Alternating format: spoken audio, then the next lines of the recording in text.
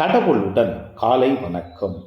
புனித லூக்கா எழுதிய நற்செய்தி 5ஆம் அதிகாரம் 27 முதல் 32 வரை உள்ள இறைவார்த்தைகள்.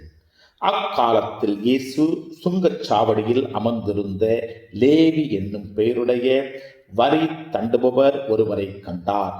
அவரிடம், என்னை பின்பற்றி வா என்றார். அவர் அனைத்தையும் விட்டுவிட்டு எழுந்து இயேசுவை பின்பற்றி சென்றார்.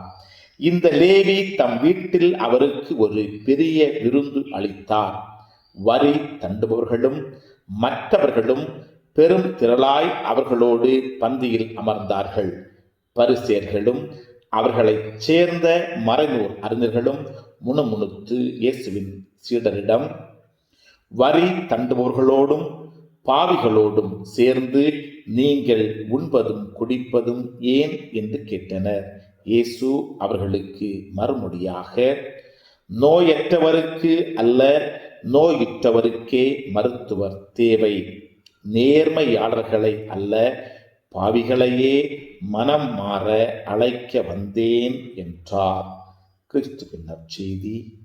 இந்த நாள் இனிய நாளாக அமைய வாழ்த்துக்கள். பல பல பல புதுமைகள், பெருமைகள், இனிமைகள் இறங்கிய நல்ல நாள், ஒரு நல்ல நாள், நம் தேவன் தந்த நாள். இது நல்ல நாள், ஒரு நல்ல நாள், நம் தேவன் தந்த நாள்.